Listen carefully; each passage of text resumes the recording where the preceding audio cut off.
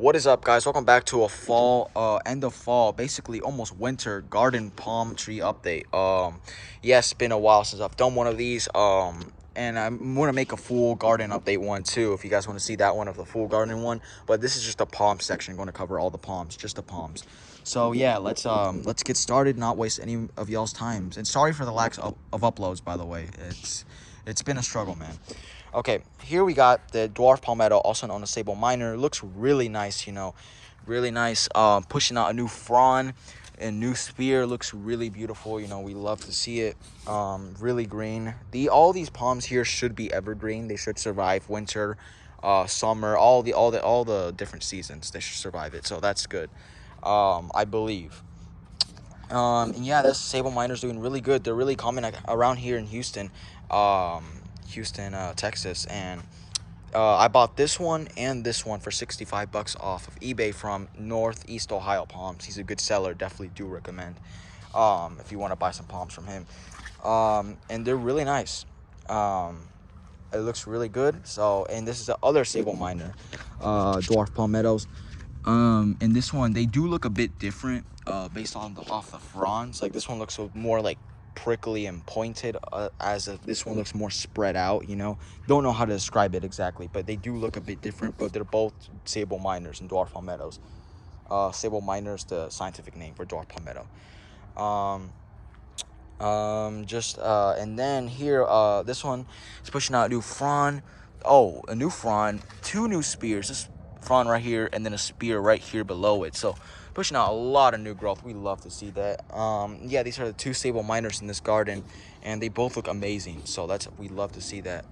Here we got the two new ones in the family. We got the Mediterranean fan palm, also known as the European fan palm, and we got the Windmill palm, also known as Trachycarpus fortunei, and they both look amazing. Really green, lots of new growth, and we love to see it. They have survived the transplant shock really nicely, so they have not gotten affected at all by the transplant shock. If anything, they didn't really care about it, so that's good. They have pushed out a lot of new growth since then. We got a bunch. We have like this frond that got pushed out. This one here, we have two spears are trying to get pushed out, so this thing has done a lot of growth. And yeah, this is one of the windmill palms in the garden, in the palm garden, or one of the windmill palms out of the three in the garden. Here we got the Mediterranean fan palm. This thing has also done really well. Pushed out all these fronds here. Two little spears are trying to get opened up. Has done a lot of growth too. So I'm very happy for these two, that these two survived the transplant shock really nicely. We love to see that. That's really nice, So yeah, they're looking really good. Lots of new growth. And then here we got a Sago palm, also known as Cycas revolta. This thing isn't really considered a palm, but I still it looks like a palm, so I'm just gonna put it in here in the garden anyway. This thing is, as you can tell, is pushing out some new leaves, so that's nice. We love to see that.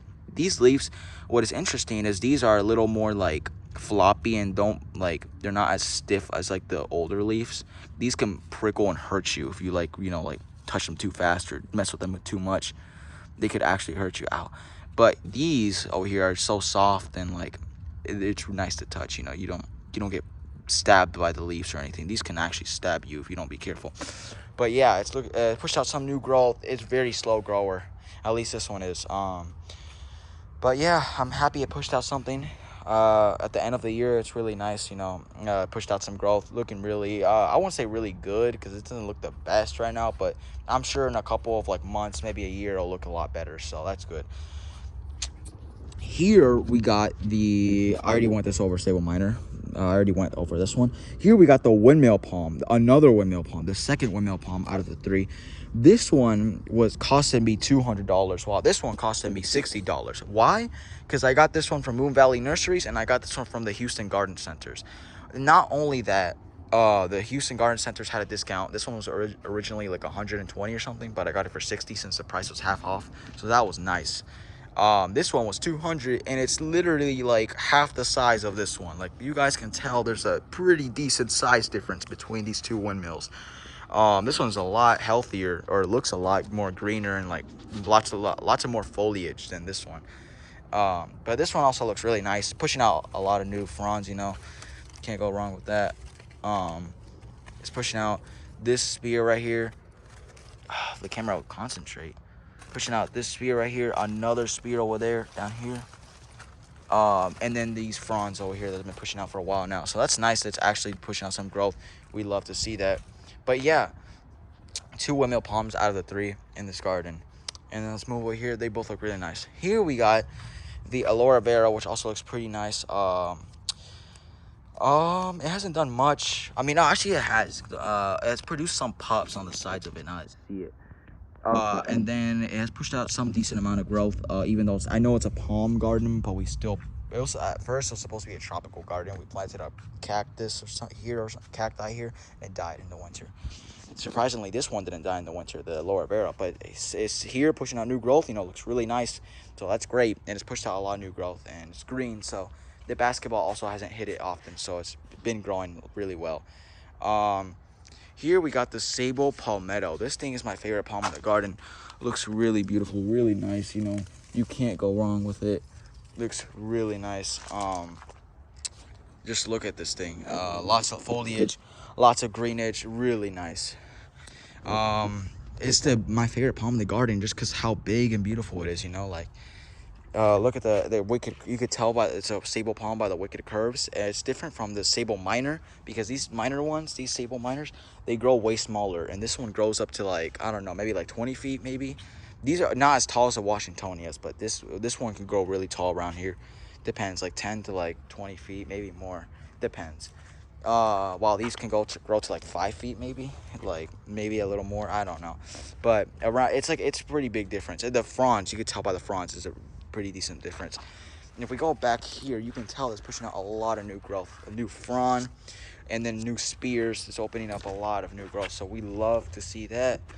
If you get a closer look here, you can tell it's opening up a lot of new spears too, so that's nice. Yeah, it's looking really nice. You know, we love to see it. And yeah, the palm garden is looking really nice, better than ever that it has been looking in a while. It looks more full and green, so I hope all of these survive the winter. I'm sure they will, because all of these are evergreen. They should survive the winter. These are the cold hardiest out of the cold hardiest palms that there are.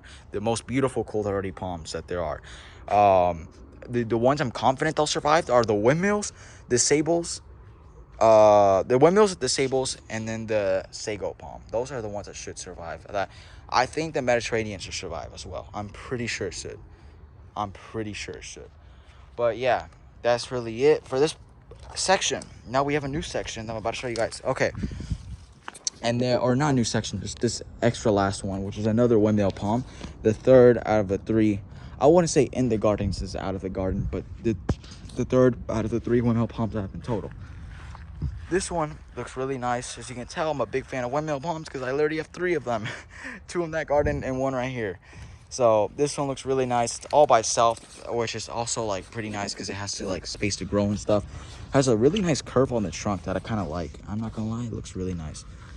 The fronds are opening up, and then it's pushing out new fronds right here, and then 2 new spears on here. So that's beautiful. We love to see that. Really nice. Looks these fronds are a little deteriorated and brown, but probably due to some rot or something. But it looks nice, you know. From a distance, it looks really nice. And yeah, that's really it for this palm garden update. Thank you guys so much for watching. Really appreciate you guys watching this early winter garden update.